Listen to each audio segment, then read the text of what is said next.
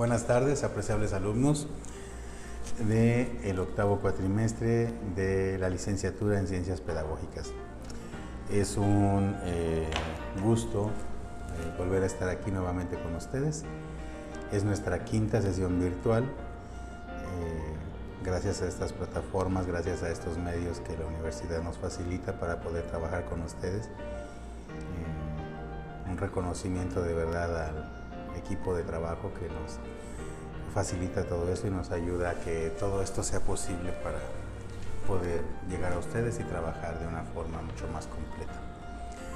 El día de hoy vamos a trabajar el tema de la construcción de un código ético-moral de la práctica docente. Esto es un tema súper interesante, bien completo, ha sido una experiencia bien interesante poder revisarlo. Ya hemos trabajado estos aspectos en las materias de deontología, cuando trabajamos deontología aplicada al ejercicio profesional, pues nos encontramos invariablemente con los códigos. La semana anterior trabajamos la observación a los códigos, que su contenido y su trasfondo moral, filosófico, ético, por qué se constituyen, cómo se constituyen, cuál es el fondo y el enfoque de estos códigos, de estos cuerpos normativos o cuerpos reglamentarios. Bueno, la semana pasada ya elaboramos un bosquejo acerca de por qué estos códigos se trabajan así o se desarrollan así. Bien, ahora vamos a hablar acerca de este apartado tan interesante, que es la construcción de un código ético-moral para la práctica docente. Y en primer lugar tenemos que hablar acerca de las tres dimensiones de la ética profesional. Esta autora nos dice que en la ética profesional distingue tres dimensiones: la eticidad de la profesión, la moralidad y el comportamiento moral del profesionista. Vamos con el primer punto, que dice que la eticidad de una profesión es el conjunto de ideas acerca de las acciones y prácticas que en la profesión merecen el calificativo de buenas, así como los valores que caracterizan la misión de la profesión. A esto se agrega un código o conjunto de prescripciones generales, explícitas o tácitas que se van transmitiendo de generación en generación y se enriquecen o ajustan con la experiencia colectiva de la profesión. La eticidad de una profesión. Toda profesión, todo lugar nos traslada o nos transporta a entender que en todo lugar, en todo espacio, pues debe haber un correcto comportamiento por parte de las personas. Sus expresiones, sus manifestaciones deben ajustarse al lugar donde se encuentran. Pero bueno, esto es una normativa social que establece, que obedece a que las personas deberían conservar ese comportamiento y esa actitud en todo lugar, pero en algunos lugares se convierte en una exigencia. En el aspecto profesional, en cuanto a la eticidad de una profesión, pues la profesión nos exige ciertas actitudes y ciertos comportamientos. Viene a mi mente ahorita cuando, por ejemplo, en derecho o en materia de derecho se dice que el derecho de uno termina cuando comienza el derecho de otro. Y entonces, cuando nosotros hicimos un estudio, en lo personal su servidor se ocupó de hacer un estudio sociológico encaminado a determinar la importancia y la veracidad de esa frase que dice que el derecho de uno termina donde comienza el derecho del otro, buscando diferentes posturas, buscando diferentes formas de entenderlo. ¿Cómo sabemos o cómo podemos saber ¿Dónde termina un derecho y dónde comienza el del semejante, el de otra persona? No podemos saberlo. No es posible saber, no hay una línea que divida, ese espectro y que diga, mira, aquí es donde termina tu derecho y aquí es donde empieza el del otro. No existe esa demarcación, ni física, ni imaginaria, no existe. Entonces, ¿cómo es posible llevar a cabo esta premisa? ¿Cómo es posible hacer que esta premisa realmente tenga un sentido o tenga un valor? La idea conclusiva más aproximada a desentrañar o a desarrollar esta premisa, pues es que si todas las personas guardan u observan un correcto comportamiento y una correcta conducta social o relacional con sus semejantes, pues entonces no existirá una transgresión del derecho del otro.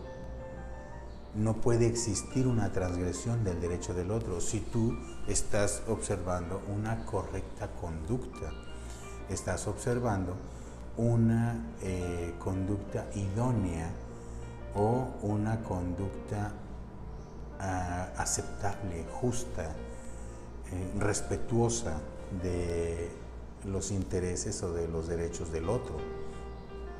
Entonces, la única situación válida en la que esta premisa adquiere fuerza o adquiere sentido o validez es que todas las personas observen una conducta correcta, aceptable, respetuosa, y entonces jamás se transgredirán los derechos del otro, porque de la otra forma no es posible decir, es que aquí termina tu derecho y aquí empieza el mío, o aquí termina mi derecho y aquí empieza el tuyo, porque entonces evidentemente se está generando una invasión, una situación de vulnerar o de irrumpir en una esfera personal de otra persona o de otro espacio. ¿Me explico?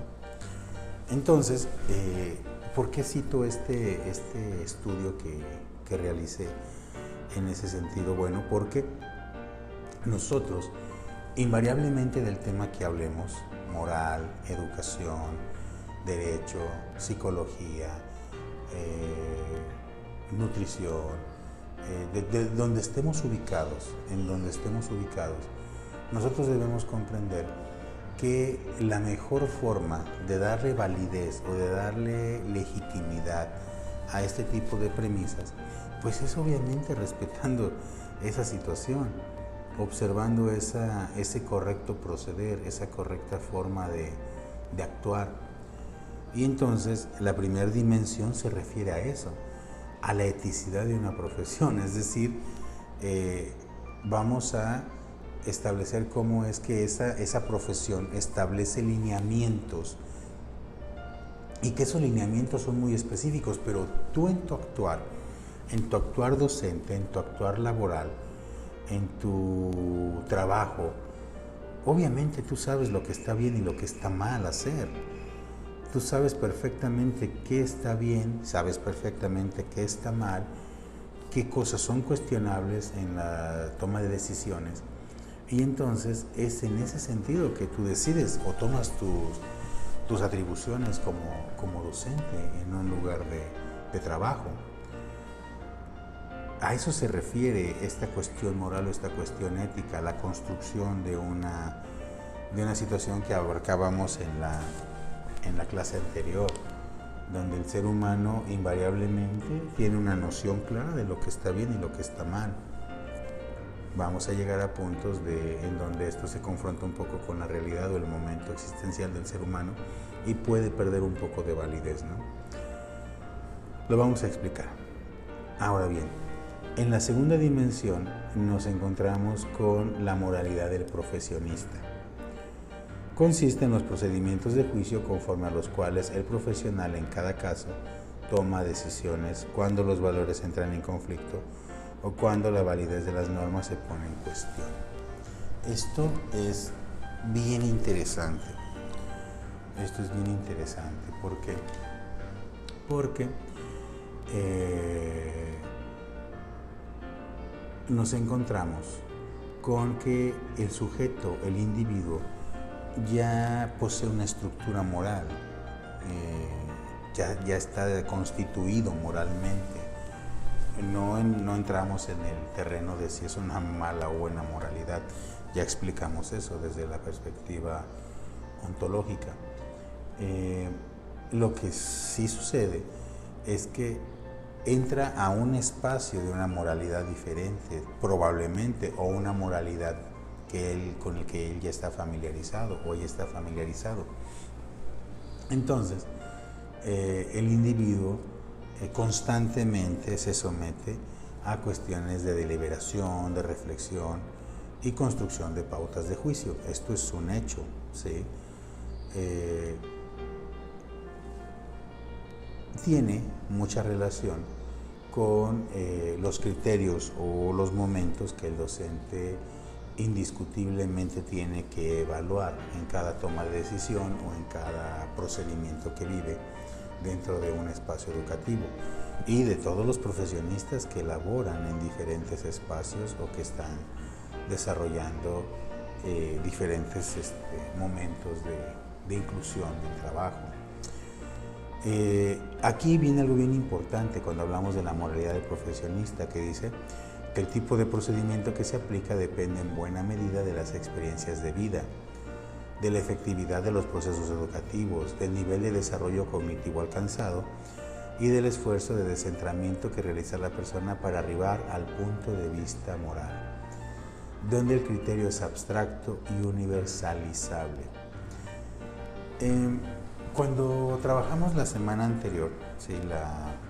las cuestiones de ética profesional, las cuestiones de los códigos de ética en distintas profesiones o su trasfondo filosófico, su trasfondo moral,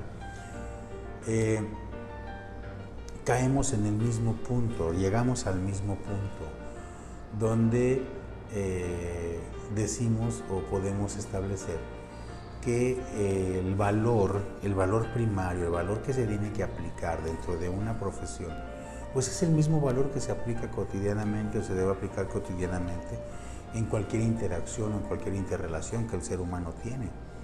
Es decir, cuando menciona aquí que el criterio es abstracto y universalizable, se refiere a que no podemos vivir o no podemos manejar una moralidad adaptable o adaptativa en todo momento, y regresar a una moralidad que permita o conceda ciertas cosas y después volver a una moralidad donde todo es exigencia y donde tenemos que comportarnos a la altura, de forma diferente. El ser humano tiene que encontrar un equilibrio, usar su abstracción y saber perfectamente que todo se filtra bajo la misma percepción valorativa. Esto está bien porque está bien, esto está mal o esto está mal porque está mal, sin atender a una prescripción específica de un código de ética o de un reglamento, ¿sí? Es como la persona que entra a una biblioteca. Esa persona entra a una biblioteca y sabe perfectamente que no tiene que hacer ruido porque está en una biblioteca. Sabe perfectamente que no puede tener una conducta disipada o relajada porque está en una biblioteca. Sabe que debe cuidar los materiales y los libros porque no le pertenecen, porque los debe tener en buen estado. Y aún y cuando le pertenecieran, obviamente los tiene que cuidar, ¿sí? Sabe que tiene que pedir las cosas de forma amable, de forma decente. Sabe que tiene que respetar los momentos que se le indiquen por estar en una biblioteca. Y obviamente no es necesario, ¿sí? No es necesario que lea un reglamento de biblioteca, porque sabe perfectamente su abstracción y la universalidad de los valores le ayuda a saber que esas cosas están bien y qué cosas están mal, ¿sí? Lo mismo aplica cuando los alumnos llegan a la universidad y nosotros tenemos un reglamento universitario sobre situaciones diversas, ¿sí? Trato en el conducta en el salón, cuestiones de ausencias, cuestiones de tiempos o puntualidades. Yo simplemente al alumno le digo, tú sabes perfectamente cómo conducirte de forma puntual, amable, decente, correcta. Sabes que debes cumplir con tus compromisos académicos, porque es la obligación del alumno, porque es lo que tiene que hacer. Y entonces, dentro de esas bases primarias, dentro de esas bases sustantivas, por llamarlo de alguna forma, entonces nos encontramos con que el ser humano, ¿sí?, contiene una moralidad que, si bien en su espacio cotidiano o en sus momentos cotidianos es muy relajada, sabe que existe una moralidad mucho más elevada y mucho más aceptable en cualquier espacio, en cualquier lugar en el que se encuentre. A eso se refiere con esta moralidad, que en realidad hablar de la moralidad del profesionista, pues obviamente se refiere a la moralidad del individuo, a la moralidad del ciudadano, ¿sí?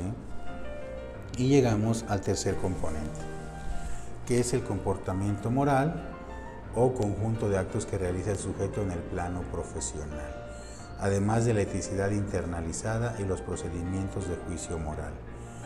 En el comportamiento se pone en juego la capacidad de autorregulación, que consiste, dice Puig, en el esfuerzo para dirigir la propia conducta y convertir los principios morales en formas de vida, prácticas y modos de ser. El ser humano dirige toda esta gama de situaciones, todo este escenario de cosas que se le presentan, y las tiene que saber dirigir, las tiene que saber encauzar, debe tener una cuestión de autodeterminación. La palabra clave aquí es una cuestión de autodeterminación. ¿Por qué? Porque obviamente en un centro de trabajo, en un lugar de trabajo, pues puedes tener facultades, puedes tener atribuciones, y puede ser que el ser humano en un espacio de trabajo o en el espacio de trabajo pueda tener un papel dominante, un papel de superioridad, un papel de jerarquía, y entonces este personaje no puede dejarse absorber o no puede dejarse perder por toda esa gama de situaciones o facultades que tiene, incluso en una escala muy sencilla pero muy evidente, es la posición del maestro.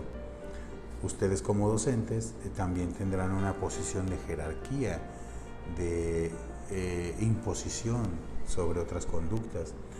Entonces esto debe regularse, debe haber una regulación, ¿sí?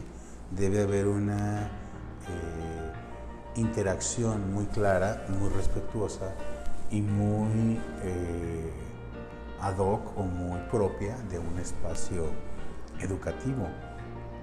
Entonces,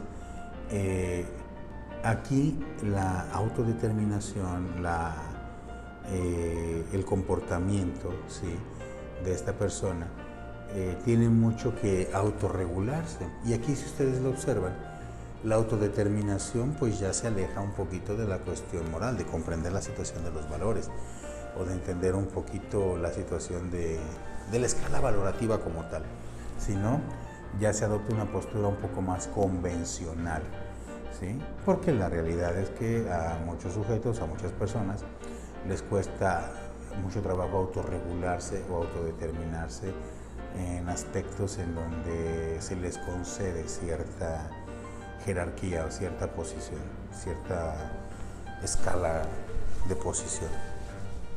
Ahora bien, ¿cómo se relaciona la moral con el ejercicio profesional? Muy interesante. Es el conjunto de aquellas actitudes, normas éticas específicas y maneras de juzgar las conductas morales que la caracteriza como grupo sociológico. Fomenta tanto la adhesión de sus miembros a determinados valores éticos como la conformación progresiva a una tradición valorativa de las conductas profesionalmente correctas. Esto, ¿cómo se relaciona la moral con el ejercicio profesional? Es bien interesante. Recuerden que en la clase anterior hablábamos acerca del ojo social, ¿no? Del ojo que observa, el ojo que juzga, pero al mismo tiempo el ojo que consolida y que fortalece. Es decir, volvemos al punto, nos retrotraemos un poco al punto de la clase anterior, en donde hablábamos acerca de que existe una moral colectiva en el centro de trabajo, una moral profesional, los docentes, todo el mundo maneja un espacio, una moralidad. Entonces nos encontramos, ¿sí?, con que el docente, al observar un correcto comportamiento, porque ahorita estamos en el área de la docencia, al observar un correcto comportamiento, impone y obliga a que los demás también actúen y observen ese mismo comportamiento, y que la conducta de los demás pues no se relaje, no se vuelva flexible, y entonces empiecen a desarrollar conductas y comportamientos que sean contrarios a la política educativa o a la política institucional que se está desarrollando en ese centro de trabajo. Esto fortalece la moral colectiva, sea un proceso de adaptación, sea un proceso de imposición, o sea un proceso natural para algunos maestros o para algunos docentes. En los tres casos se fortalece la moral colectiva, porque los que se les impone, los que son convencionales, o los que lo hacen de forma natural, obedecer las reglas y obedecer las disposiciones.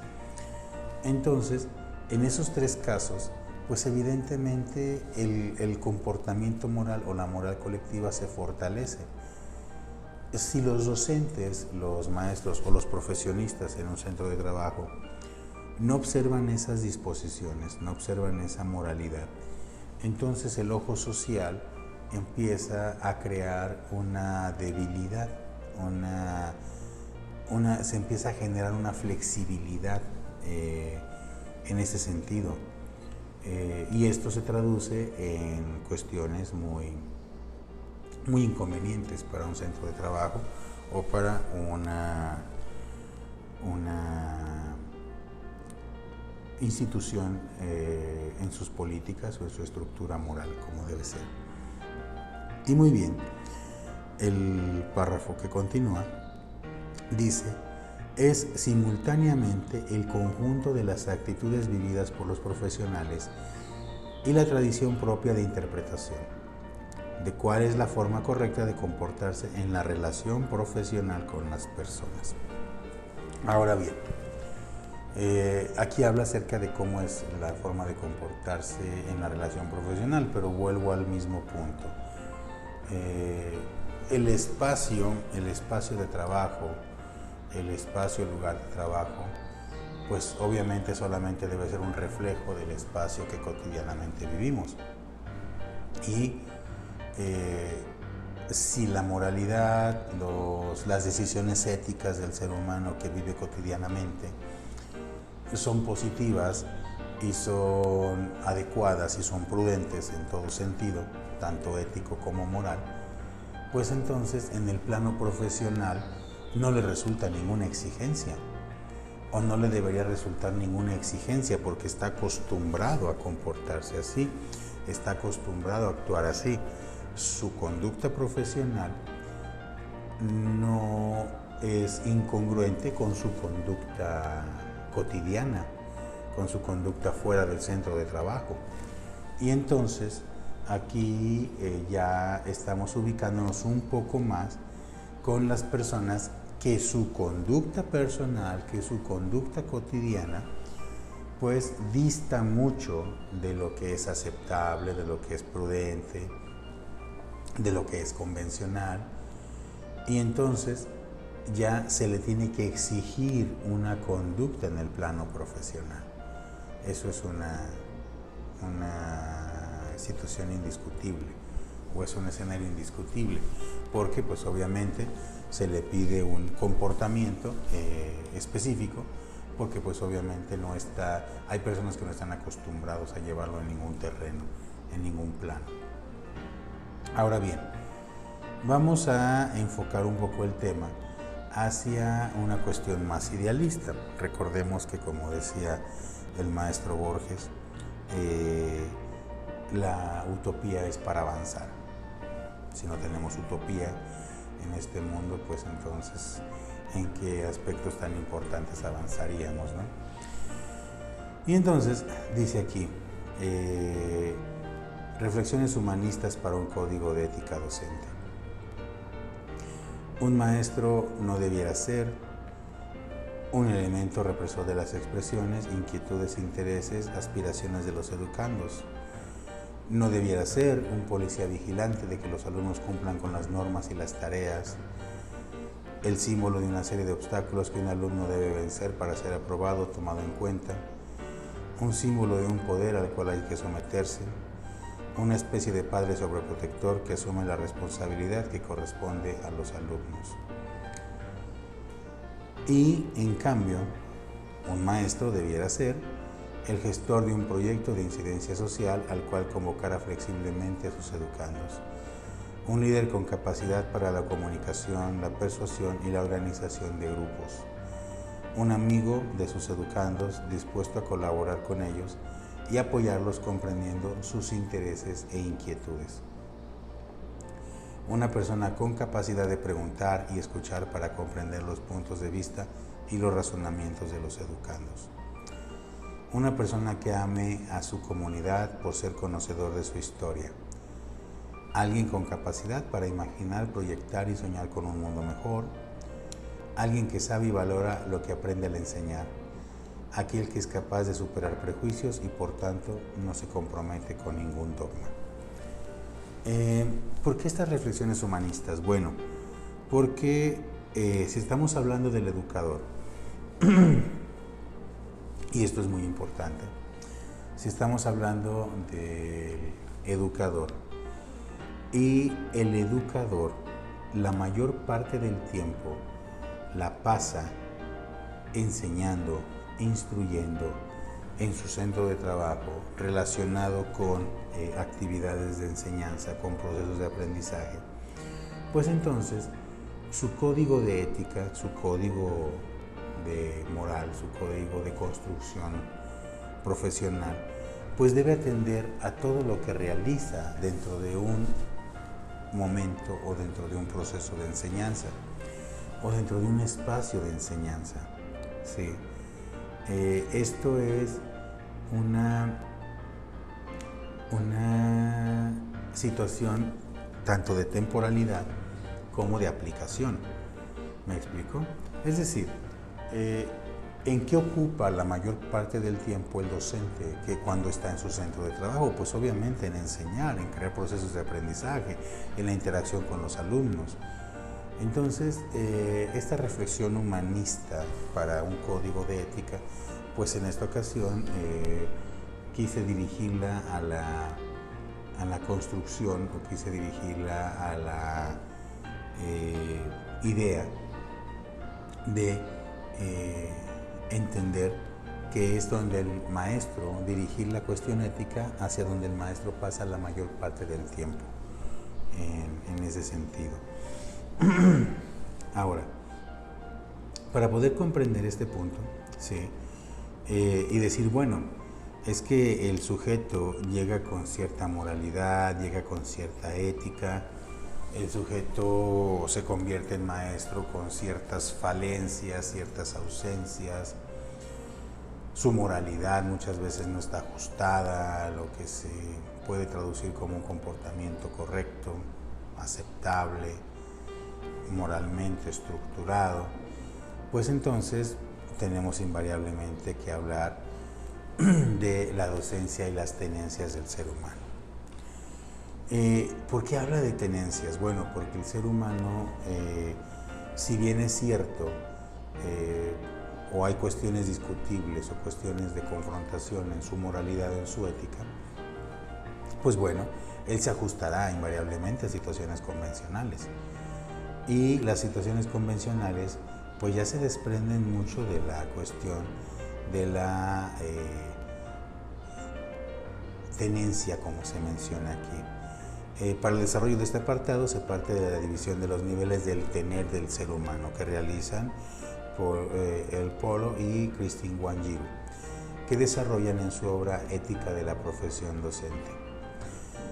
La tenencia práctico-corpórea es responsabilidad de todo docente saber de qué manera puede utilizar su cuerpo fortalecedoramente para lograr una mejor comunicación de los contenidos por tratar en un curso. De ahí que el lenguaje corporal debe ir en consonancia con los puntos de interés y de llamado a la reflexión. Este apartado a mí me resulta muy interesante porque el docente, el maestro, se ocupa de generar cualidades, virtudes, por llamarlo de alguna forma, o capacidades que nos aproximan a un mejor desempeño. Este mejor desempeño coloca al docente en una cuestión evolutiva más interesante y el docente se empieza a preocupar más por ser un mejor docente y esto lo acerca más a terrenos de moralidad importante o a terrenos de estructura moral muy importante. Y entonces se habla de la tenencia práctico-corpórea, la cuestión en donde el docente se ocupa, se ubica en el desarrollo de un ejercicio práctico, evolutivo, progresivo, que lo convierte en un sujeto de mayor captación o de mayor recepción de aspectos morales. Y entonces llegamos a la tenencia intelectiva inmanente. Sobre ese segundo nivel, la tenencia racional o capacidad intelectiva es primordial que ésta sea utilizada y potenciada de la mejor manera. Es responsabilidad de cada quien fortalecer día con día su acervo de conocimientos y la buena utilización de ellos, tanto pedagógica como didácticamente. Aquí estamos en el punto medular de las tenencias o del aspecto moral del que estamos hablando. Y les voy a explicar por qué. Yo he sido muy firme, muy claro en explicar siempre a todos los alumnos con los que trabajo. He sido muy preciso, puntual, en decir a los alumnos que no encuentro congruencia, no encuentro lógica o no encuentro sentido en un profesionista, un profesional del ramo que sea, que no esté preocupado por su cultura, por su acervo cultural.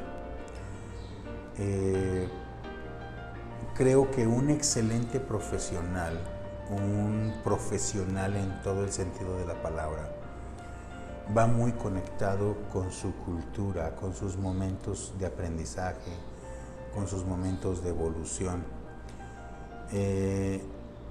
La cuestión intelectiva inmanente es importantísimo para esto, porque aquí se habla acerca de que el sujeto, el individuo, va creciendo racionalmente, va creciendo ideológicamente, va creciendo conductualmente, de acuerdo a todas las situaciones que encuentra en la literatura, en la lectura, en su observación, en el conocimiento. Y entonces, si bien es cierto, y creo que puede ser un tema de bastante discusión, si bien es cierto que una persona intelectual o una persona que contenga mucha intelectualidad en su vida no necesariamente es una persona correcta o no necesariamente es una persona que toma buenas decisiones, lo cierto es que el parámetro, el espectro de afectación positiva aumenta, ¿sí? Es decir, personas que logran modificar ciertos aspectos de su vida, ciertas conductas, simplemente por el hecho de que aprendieron o aprenden algo nuevo, observan algo nuevo, identifican algo que les resulta en una nueva reflexión, en una nueva estructura o en una nueva idea, y entonces esto se traduce en un comportamiento moral significativo, adecuado. Y esto es muy importante. No puedo radicalmente establecer que una persona con un espectro intelectual elevado, pues va a ser una persona correcta. ¿Me explico? No puedo establecerlo así. Pero sí podemos establecer, o sí se nos puede permitir generar una percepción de que hay una mayor afectación en el sentido positivo, de que entre las personas más se acercan a la literatura, más se acercan al espectro de culturizarse, de mejorar su cuestión racional, su capacidad intelectiva, y encontrar en esto un elemento primordial para poder evolucionar y crecer intelectual y cognitivamente, pues podemos avanzar en ese sentido, podemos encontrarle un poquito mayor de sentido, de congruencia. Bien, ahora bien, por último, ¿sí?, hablamos de la tenencia moral-virtud, que dice claramente: el docente lo es en virtud y por virtud, esto es, por la serie de actitudes y hábitos que ha ido adquiriendo, no solo en la esfera personal, sino en el ámbito profesional. El docente es por su forma de ser, por la forma en que dice las cosas y por cómo las hace. Su ethos profesional, la ética, va más allá del aula y compromete sus esferas de actuación, tanto en lo privado como en lo público. Esta diferencia suele ser punto de discrepancia entre las personas involucradas en la educación, pues hay un porcentaje que afirma que no se puede imponer un mismo comportamiento en lo privado respecto de la actuación pública, so pena de perder libertad y autonomía. Por otros, por su parte, defienden la igualdad entre lo que se es privada y públicamente.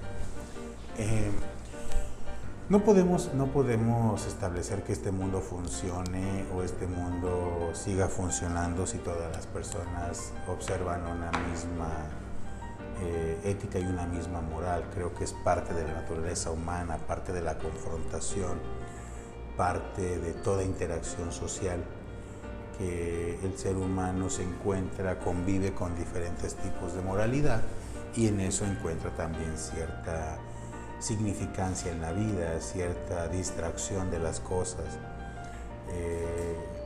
Tiene que manejar su nivel de adaptación. Eso también no podemos dejarlo de lado. Se considera importante, pero lo vital aquí, lo discutible o lo cuestionable, y que nos sirve para efectos de trabajo, es entender que, bueno, si la teoría establece que para algunos es sencillo y establecen que para algunos no debe haber separación entre lo privado y lo público, para otros autores, para otros estudiosos de esto, pues dicen que las personas, incluso las personas involucradas en la educación, pues dicen que no se puede imponer un comportamiento igual, tanto en lo público como en lo privado. Cada espacio tiene su tipo de comportamiento y no se puede imponer tanto el comportamiento público como, o mejor dicho, que el comportamiento público sea tan discrepante del comportamiento privado.